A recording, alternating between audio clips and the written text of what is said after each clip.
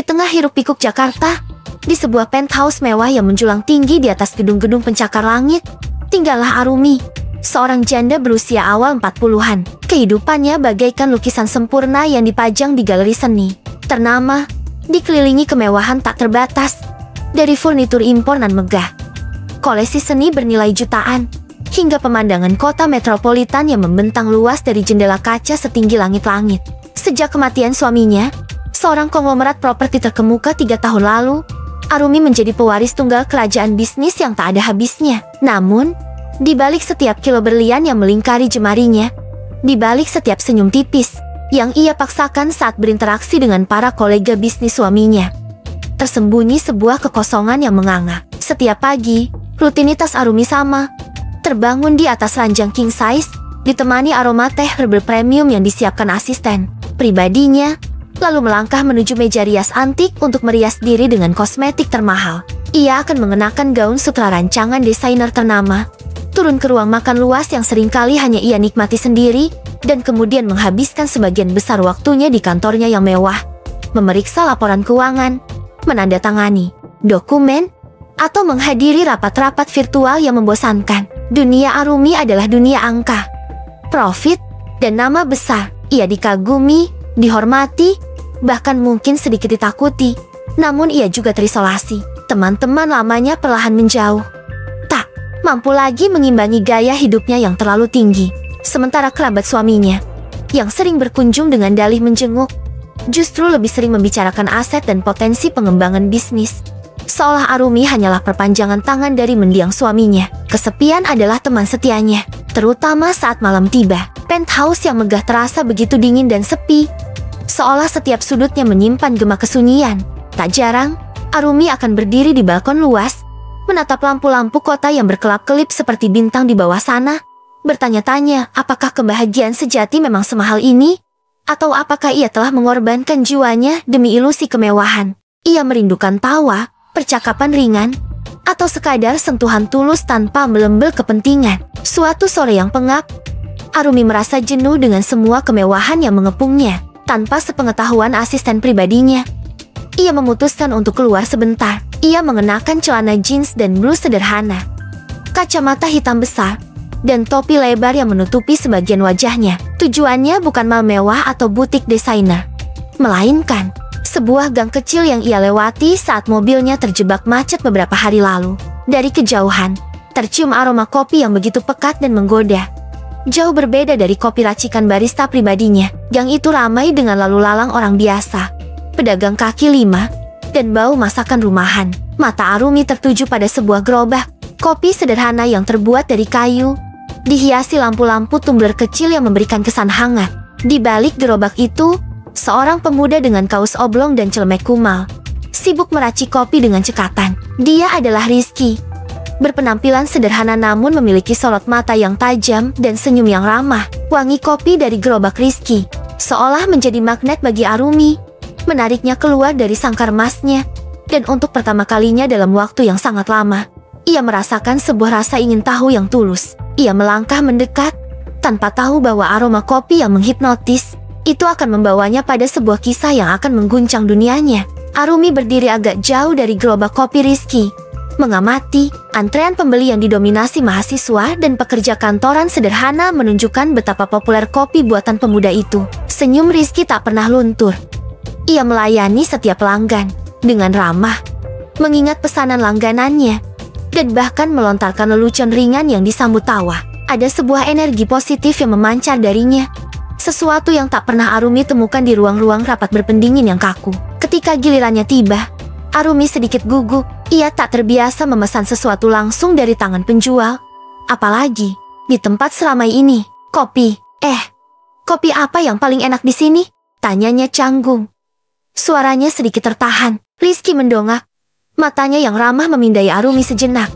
Sedikit terkejut dengan penampilan Arumi yang meski sederhana tetap memancarkan aura berbeda. Namun, ia dengan cepat tersenyum. Semua enak, Bu, tergantung selera. Mau yang pahit, manis, atau yang ada sensasi kejutan. Ia melontarkan tawaran itu dengan nada santai, tanpa sedikit pun keraguan atau rasa minder. Arumi tersenyum tipis, geli dengan jawaban Rizky. Sensasi kejutan. Baik. Saya mau yang itu kalau begitu. Rizky mengangguk. Tangannya cekatan mengambil biji kopi dan mulai menggilingnya. Aroma kopi yang baru digiling langsung menyelimuti Arumi, menenangkan sarafnya yang tegang. Saat Rizky menuangkan air panas dan mengaduknya, ia bertanya, "Baru pertama kali kesini ya?" "Bu, biasanya pelanggan saya muka-muka familiar." Arumi tersentak kecil. Tak menyangka akan diajak bicara. Iya, kebetulan lewat. Tertarik dengan aromanya. Wangi itu memang kekuatan kopi. "Bu, bisa menarik siapa saja," balas Rizky, tersenyum lebar. "Nama saya Rizky." Ia menyodorkan cangkir kertas berisi kopi hangat dengan busa artistik di permukaannya. Arumi menerimanya. Sentuhan jari mereka singkat. Namun Arumi merasakan sengatan kecil yang tak terduga. "Arumi," jawabnya singkat. Merasakan pipinya sedikit menghangat. Ia menyesap kopi itu. Matanya membelalak. Rasa pahit yang lembut berpadu dengan sentuhan karamel manis dan aroma bunga yang samar. Seolah ada cerita di setiap teguknya. Kopi ini bukan sekadar minuman. Ini adalah karya seni. "Bagaimana, Bu? Kejutan yang menyenangkan, kan?" tanya Rizky. Menatap ekspresi Arumi, Arumi mengangguk pelan. Seolah tak mampu berkata-kata. Ini luar biasa. Saya belum pernah minum kopi seenak ini." Pujian tulus itu lolos begitu saja dari bibirnya. Rizky tertawa ringan. "Syukurlah kalau suka. Kopi ini racikan rahasia turun-temurun keluarga saya, Bu. Ada doa dan harapan di setiap tetesnya." Percakapan singkat itu terasa begitu ringan dan jujur. Jauh dari percakapan formal yang selama ini mendominasi hidup Arumi. Ia menghabiskan kopinya di sudut gang, mengamati Rizky yang tak berhenti tersenyum dan melayani pelanggannya dengan sepenuh hati. Di tengah keramaian itu, Arumi merasa sedikit hidup kembali. Sebuah benih rasa ingin tahu yang lebih dalam mulai tumbuh di hatinya, memadamkan sejenak kesepian yang selama ini membelenggu. Ia tahu, ia akan kembali ke gerobak kopi sederhana itu, bukan hanya untuk kopinya, tapi untuk merasakan kembali kejutan dari percakapan tak terduga dengan pemuda penjual kopi itu. Sejak pertemuan pertama di gerobak kopi Rizky, hidup Arumi mengalami pergeseran halus. Rutinitasnya yang dulu monoton kini diselipi sebuah kebiasaan baru yang menyenangkan. Menyelinap keluar dari kemewahan penthouse-nya, berganti pakaian sederhana, dan diam-diam mengunjungi gerobak kopi Rizky. Ia tak lagi mengandalkan sopir pribadinya. Sebuah taksi online atau bahkan sesekali berjalan kaki menjadi pilihan agar kehadirannya tak menarik perhatian. Setiap kali ia tiba, aroma kopi yang khas menyambutnya, dan senyum ramah Rizky selalu ada. Arumi tidak lagi bertanya kopi apa yang paling enak. Ia hanya akan berkata, seperti biasa, kejutan. Dan Rizky selalu menyajikan kopi yang berbeda, namun selalu sempurna. Seolah ia bisa membaca suasana hati Arumi hanya dari sorot matanya. Mereka mulai mengobrol lebih banyak, bukan obrolan formal tentang bisnis atau harga saham, melainkan percakapan ringan tentang hal-hal sederhana. Cuaca, kesibukan Jakarta, atau cerita-cerita kecil dari hari-hari Rizky melayani pelanggan. Arumi belajar banyak tentang Rizky. Ia tahu bahwa Rizky adalah tulang punggung keluarganya, bekerja keras demi membiayai sekolah adik-adiknya. Ia tahu Rizky memiliki impian besar untuk membuka kafe sendiri, kafe yang hangat dan nyaman, tempat orang bisa berbagi cerita. Arumi terkesan dengan semangat juang dan ketulusan Rizky. Tidak ada kepura-puraan, tidak ada ambisi terselubung yang Arumi dapati dari Rizky. Ia jujur, lugu, dan penuh harapan. Sebaliknya, Rizky mulai menyadari ada sesuatu yang berbeda dari ibu misterius ini.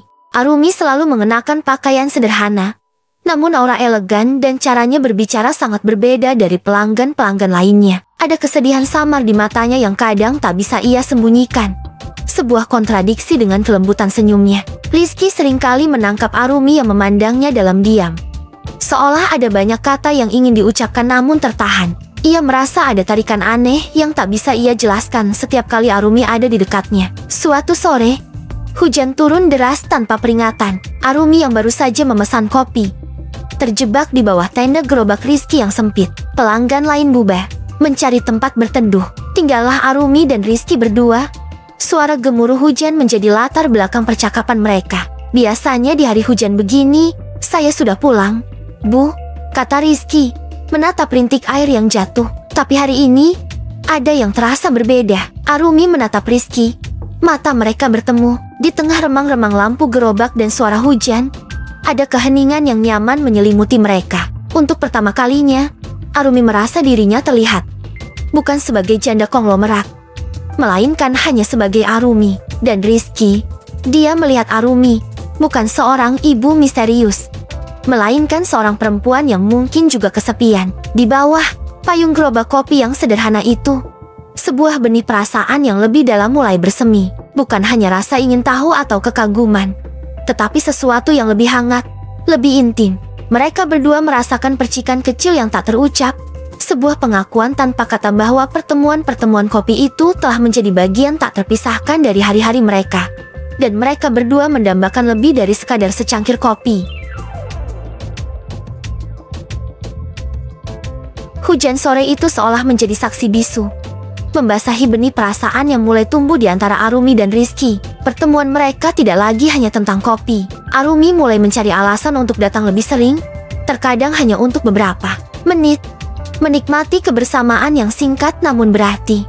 Ia akan memesan kopi, duduk di bangku kecil di samping gerobak, dan mendengarkan Rizky bercerita tentang impiannya membangun kafe, tentang adiknya yang pintar, atau tentang tantangan sehari-hari yang ia hadapi. Rizky, di sisi lain, merasakan kehadiran Arumi sebagai penyejuk di tengah kerasnya hidup. Aura tenang Arumi, tatapan matanya yang penuh perhatian saat mendengarkannya bicara, membuat Rizky merasa dihargai. Ia sering mendapati dirinya tanpa sadar mencari sosok Arumi di antara keramaian pembeli. Senyum Arumi, meski seringkali tipis, mampu meluluhkan kepenatan Rizky setelah seharian bekerja keras. Perlahan tapi pasti, ikatan emosional di antara mereka semakin kuat. Mereka mulai saling berbagi cerita yang lebih personal. Arumi, yang biasanya tertutup, menemukan dirinya nyaman menceritakan tentang beban yang ia pikul sebagai pewaris, tentang kesepian yang menggerogoti jiwanya di tengah kemewahan. Rizky mendengarkan dengan penuh empati, tak pernah menghakimi, hanya menawarkan bahu dan pendengaran yang tulus. Untuk pertama kalinya, Arumi merasa seseorang memahami dirinya, bukan karena hartanya, tapi karena dirinya sendiri. Rizky pun bercerita tentang mimpinya yang besar, tentang bagaimana ia ingin mengubah hidup keluarganya, bukan dengan cara instan, melainkan dengan kerja keras dan kejujuran. Arumi melihat ketulusan dan integritas dalam diri Rizky, kualitas yang jarang ia temukan di lingkaran sosialnya. Perbedaan usia dan status sosial seolah menguap saat mereka berdua tenggelam dalam percakapan. Yang ada hanya dua jiwa yang saling menemukan kenyamanan dan pengertian. Suatu malam, setelah gerobak kopi tutup, Rizky mengantarkan Arumi ke ujung gang tempat ia biasanya naik taksi. Di bawah temaram lampu jalan, Arumi tiba-tiba meraih tangan Rizky. "Terima kasih, Rizky," katanya lembut. Tatapan matanya penuh makna. "Terima kasih sudah membuat saya merasa hidup lagi." Rizky terkejut dengan sentuhan itu, namun tak menarik tangannya. Ia balas menggenggam jemari Arumi dengan lembut. "Sama-sama, Bu Arumi. Ibu juga membuat hari-hari saya lebih berwarna." Dalam keheningan malam itu, di tengah gang yang mulai sepi, percikan cinta yang selama ini tersembunyi kini terasa begitu nyata. Sentuhan tangan itu, tatapan mata yang saling mengunci, adalah pengakuan tanpa kata bahwa hubungan mereka telah melampaui batas penjual dan pembeli. Ada perasaan hangat, takut, sekaligus berani yang mulai membara di hati Arumi. Ia tahu ini adalah cinta terlarang, sebuah risiko besar yang bisa menghancurkan segalanya. Namun di sisi lain, ini adalah satu-satunya hal yang terasa nyata dalam hidupnya yang penuh kepalsuan. Ia merasakan ketakutan sekaligus dorongan kuat untuk mempertahankan kebahagiaan baru ini. Kebahagiaan yang dirasakan Arumi dan Rizky adalah kebahagiaan yang rapuh, dibangun di atas fondasi rahasia. Arumi tahu, cepat atau lambat, dunia akan tahu tentang hubungan mereka. Ia bisa menunda, namun tidak bisa mencegah. Apalagi, akhir-akhir ini ia mulai menyadari Rizky tak hanya sekadar penjual kopi. Pesonanya, kecerdasannya, dan cara ia berbicara dengan pelanggan membuatnya terasa terlalu istimewa untuk hanya berada di gerobak itu. Suatu sore, Arumi baru saja keluar dari sebuah butik mewah di pusat perbelanjaan elit. Setelah membeli beberapa hadiah kecil untuk adik-adik Rizky, ia mengenakan pakaian yang lebih rapi dari biasanya saat mengunjungi gerobak kopi. Dan rambutnya tergerai indah. Saat ia menunggu taksi, sebuah mobil sedan hitam mewah melintas pelan. Di dalamnya, duduklah Nai, Dian, adik ipar mendiang suami Arumi, yang dikenal memiliki ambisi besar dan mata yang sangat tajam. Nai, Dian adalah sosok yang sangat protektif terhadap aset keluarga. Dan ia selalu melihat Arumi sebagai penjaga harta, bukan sebagai individu. Mata Nai, Dian menyipit saat melihat Arumi di area yang tak biasa ia kunjungi. Dengan penampilan yang sedikit berbeda, instingnya mengatakan ada yang tidak beres. Nai, Dian memerintahkan sopirnya untuk mengikuti taksi yang membawa Arumi. Ia mencatat lokasi Arumi turun. Sebuah gang kecil yang tak mencerminkan status sosial Arumi sama sekali. Arumi, yang tidak menyadari, sedang diikuti. Berjalan riang menuju gerobak Rizky. Rizky menyambutnya dengan senyum lebar. Matanya berbinar. Wah, hari ini ibu cantik sekali. Mau kejutan kopi apa? Kodanya. Arumi tertawa. Tawa yang lepas dan tulus. Jarang ia tunjukkan di depan orang lain. Ia menyerahkan hadiah kecil untuk adik-adik Rizky, membuat pemuda itu tersipu senang. Mereka berdua tenggelam dalam percakapan akrab. Sesekali Rizky melontarkan candaan yang membuat Arumi tergelak. Namun, di kejauhan, sebuah kamera ponsel dari dalam mobil Nai, Dian menangkap setiap momen kemesraan itu. Tawa Arumi, sentuhan tangan Rizky yang sesaat, dan tatapan mata penuh arti di antara mereka. Wajah Nai, Dian menegang, bibirnya membentuk garis tipis. Jeti ini, yang kau lakukan di balik punggung kami.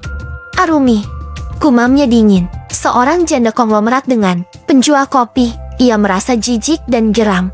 Bagi Nai, Dian, hubungan ini adalah penghinaan bagi nama besar keluarga dan ancaman serius bagi stabilitas kekayaan yang ia jaga. Keesokan harinya, saat Arumi sedang sarapan di ruang makannya yang sepi, dering telepon rumah memecah keheningan. Nai, Dian menelepon.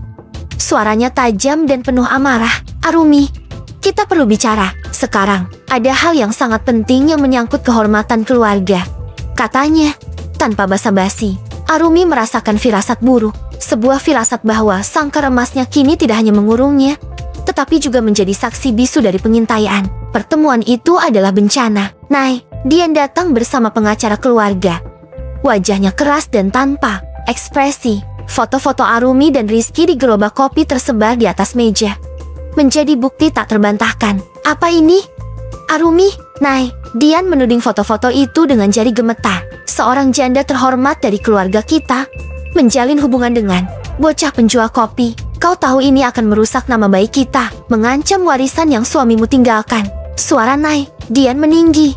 Amarahnya meledak. Arumi mencoba membela diri, menjelaskan ketulusan perasaannya. Namun suaranya tenggelam oleh tuduhan dan ancaman. Ia dituduh tidak waras, dituduh membahayakan aset keluarga, dan bahkan dituduh dihipnotis oleh Rizky. Badai pertama telah datang, menghantam dinding rahasia yang ia bangun. Arumi tahu, perjuangan yang lebih berat baru saja dimulai. Ia harus memilih, menyerah pada tuntutan keluarga dan kembali ke kesepiannya, atau berjuang demi cinta yang baru ia temukan, dengan risiko kehilangan segalanya. Setelah badai pertama yang dilancarkan Nai, Dian, kehidupan Arumi berubah menjadi medan perang. Ponselnya tak henti berdering dengan panggilan dari pengacara keluarga, penasihat keuangan, dan bahkan kerabat jauh yang mendadak peduli. Mereka semua melontarkan satu kalimat yang sama. Arumi harus menjauhi Rizky. Ancaman untuk membekukan asetnya, untuk menyebarkan skandal itu ke media, atau bahkan untuk mempertanyakan kewarasannya di mata hukum, mulai dilontarkan. Nai, Dian tak main-main. Ia telah menyewa detektif swasta yang membuntuti Arumi dan Rizky, mengambil lebih banyak foto dan video sebagai bukti yang memberatkan. Tidak hanya Arumi yang merasakan dampaknya, Rizky juga mulai menjadi target. Suatu pagi, saat ia membuka gerobaknya, ia menemukan ban gerobaknya kempes dan beberapa bagiannya dirusak. Pesan-pesan ancaman mulai berdatangan melalui ponselnya yang ia dapatkan dari seorang pelanggan. Isinya sama. Jauhi Arumi, atau hidupmu tidak akan tenang. Beberapa orang tadi kenal juga sering mondar-mandir di sekitar gerobaknya, menatapnya dengan tatapan mengintimidasi. Bahkan, beberapa pelanggan setia mulai menjauh, takut terlibat dalam drama yang sedang berlangsung. Rizky, yang selalu optimis, mulai merasakan beban yang berat. Ia melihat betapa tertekannya Arumi, dan ia merasa bersalah. Apa ini sepadan? Arumi, tanyanya suatu sore, saat mereka diam-diam bertemu di sebuah taman tersembunyi. Suaranya penuh keputusasaan. Aku tidak mau kau kehilangan semua yang kau punya hanya karena aku. Arumi menggenggam tangan Rizky. Matanya berkaca-kaca namun tatapannya tegas. Aku tidak akan kehilangan apa-apa. Rizky, jika aku kehilanganmu, mereka tidak akan pernah mengerti. Ini bukan tentang harta. Ini tentang hati. Ia mencoba meyakinkan Rizky, namun ia tahu ketakutan di mata pemuda itu bukan tanpa alasan. Ancaman itu nyata. Nai, Dian bahkan tak segan-segan mendatangi Rizky secara langsung. Dengan pengawal di sampingnya, ia menyingkirkan pelanggan Rizky dan menatap pemuda itu dengan tatapan meremehkan. Dengar, anak muda, kata Nai, Dian dengan suara dingin. Kau tidak tahu berurusan dengan siapa. Arumi adalah bagian dari keluarga terpandang. Kau hanya parasit yang ingin menguras hartanya. Tinggalkan dia, dan kau akan mendapatkan sejumlah uang sebagai kompensasi. Tolak, dan aku akan pastikan hidupmu hancur. Ia melemparkan sebuah cek kosong ke atas gerobak Rizky. Wajah Rizky memerah karena marah, namun ia tetap tenang. Ia mengambil cek itu, merobeknya di depan Nai, Dian, dan melemparkannya ke tanah. Cinta Bu Arumi tidak bisa dibeli dengan uang. Nyonya, jawab Rizky dengan suara bergetar namun tegas. Dan harga diri saya juga tidak. Jawaban Rizky semakin memicu amarah Nai, Dian. Perjuangan mereka semakin berat. Setiap hari adalah pertarungan melawan tekanan dari luar. Media sosial mulai ramai dengan desas-desus dan meme tentang janda kaya dan berondong penjual kopi. Arumi dan Rizky merasa terpojok, namun di tengah badai itu, cinta mereka justru semakin kuat. Mereka berpegangan erat, karena tahu bahwa satu-satunya cara untuk bertahan adalah dengan saling percaya dan berjuang bersama. Mereka tahu, saat ini, mereka tidak hanya melawan keluarga Arumi, tetapi juga pandangan miring masyarakat dan gosip yang tak henti-hentinya menghantui.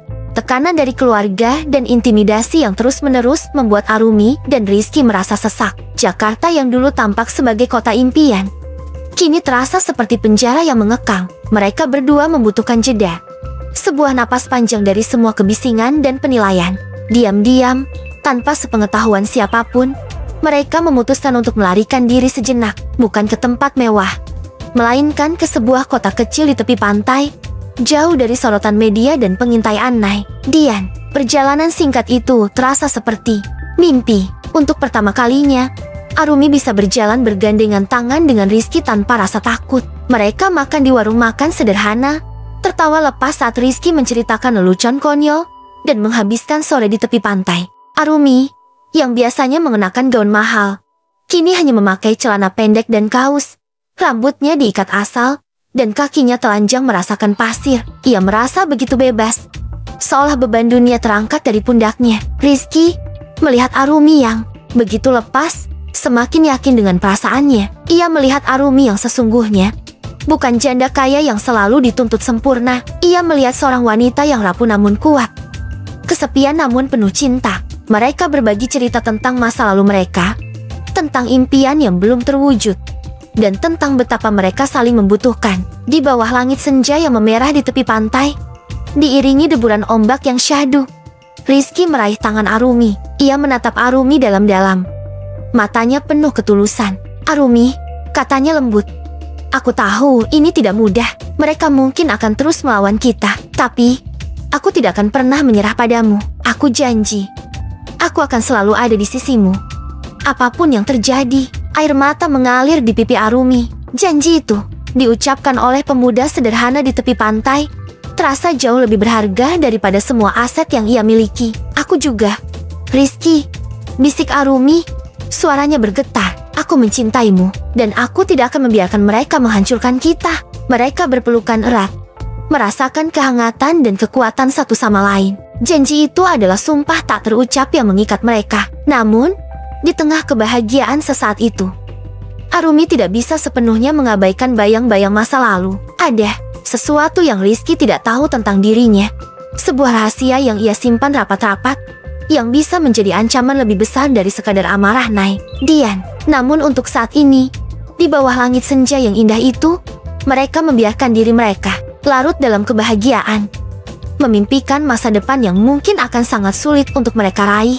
Liburan singkat Arumi dan Rizky berakhir. Mereka kembali ke Jakarta dengan semangat baru, namun juga dengan kesadaran bahwa tantangan sebenarnya baru akan dimulai. Arumi memutuskan untuk menghadapi Nai, Dian, dan pengacara keluarga dengan lebih berani. Ia tak lagi diam, melainkan mulai membalas setiap ancaman dengan argumen yang kuat. menyatakan haknya untuk memilih kebahagiaannya sendiri. Namun, perlawanan Arumi justru membuat Dian semakin gencar mencari cara untuk memisahkan mereka.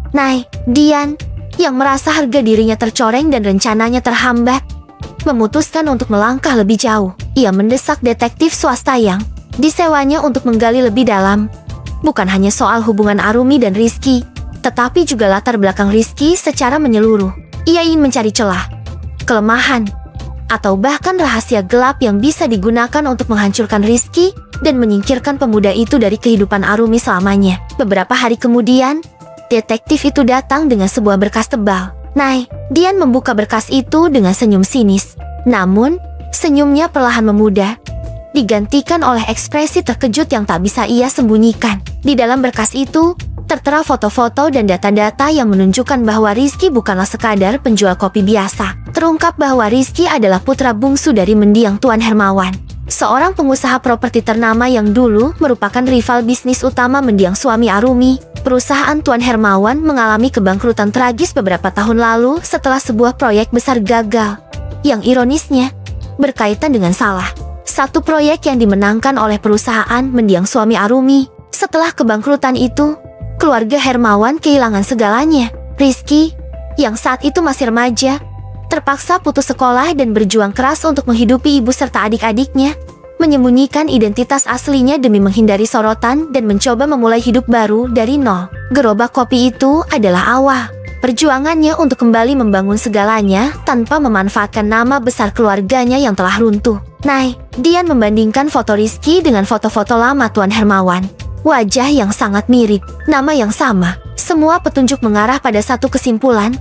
Rizky adalah pewaris yang kehilangan segalanya karena persaingan bisnis dengan keluarga Arumi. Sebuah fakta yang menakutkan, sekaligus menyimpan potensi bahaya yang lebih besar. Awalnya, Dian melihat ini sebagai senjata ampuh.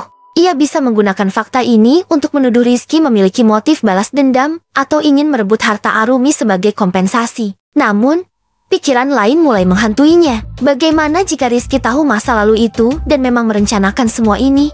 Bagaimana jika Rizky lebih berbahaya dari yang ia duga? Ia segera mengatur pertemuan darurat dengan Arumi. Kali ini, ekspresinya bukan lagi marah, melainkan khawatir dan sedikit ketakutan.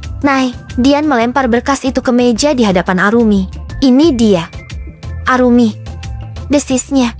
Suaranya sedikit gemetar. Kebenaran tentang pemuda kesayanganmu itu. Dia bukan pemuda biasa. Dia adalah anak dari orang yang dulu hampir menghancurkan bisnis suamimu. Dia adalah pewaris yang kini tak punya apa-apa. Dan aku yakin dia mendekatimu dengan motif tersembunyi. Arumi membaca berkas itu. Wajahnya pucat. Nama Tuan Hermawan memang familiar di telinganya. Pertarungan bisnis yang sengit antara mendiang suaminya dan Tuan Hermawan adalah rahasia umum di dunia korporat. Tapi Rizky, putranya, pikiran Arumi berkecamuk. Apakah selama ini Rizky mendekatiku karena ada agenda tersembunyi? Apakah semua ketulusan yang ia lihat hanyalah topeng? Sebuah keraguan besar mulai merayapi hati Arumi, menguji imannya pada cinta yang baru saja ia temukan. Rahasia Rizky yang ia simpan rapat-rapat kini terbongkar, dan ini menjadi bom waktu yang siap meledakkan hubungan mereka. Terbongkarnya identitas asli Rizky menghantam Arumi seperti palu godam. Berkas yang diberikan Dian terasa begitu berat di tangannya. Setiap halaman berisi bukti yang seolah berteriak bahwa ia telah dibohongi. Keraguan yang selama ini hanya berbisik samar di sudut hatinya, kini bergemuruh menjadi badai kecurigaan. Apakah semua ketulusan Rizky, setiap senyumnya, setiap sentuhan tangannya, hanyalah bagian dari rencana balas dendam yang dingin? Arumi pergi mencari Rizky, bukan ke gerobak kopinya yang ramai, melainkan ke sebuah taman sepi tempat mereka sering bertemu. Wajah Arumi tegang, matanya memancarkan campuran amarah, kekecewaan, dan rasa sakit. Ia tak membuang waktu. Siapa kau sebenarnya, Rizky? Tanyanya, suaranya tercekat. Ia melemparkan berkas itu ke bangku di samping Rizky. Hermawan, putra Hermawan. Kenapa kau tidak pernah memberitahuku? Rizky terkejut. Wajahnya yang ceria seketika memucat. Matanya membelalak melihat berkas di tangannya. Ia tahu rahasianya telah terbongkar. Untuk sesaat, ia tak bisa berkata-kata. Lidahnya keluh. Rasa bersalah dan penyesalan membanjiri dirinya. Jadi benar, desak Arumi.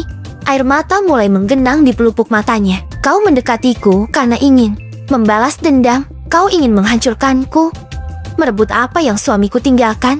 Seperti yang dilakukan ayahmu pada ayahku dulu. Suara Arumi naik 1 oktav. Rasa sakitnya tak tertahankan. Rizky menggelengkan kepala dengan cepat, mencoba meraih tangan Arumi, namun Arumi menepisnya. Tidak, Arumi, demi Tuhan.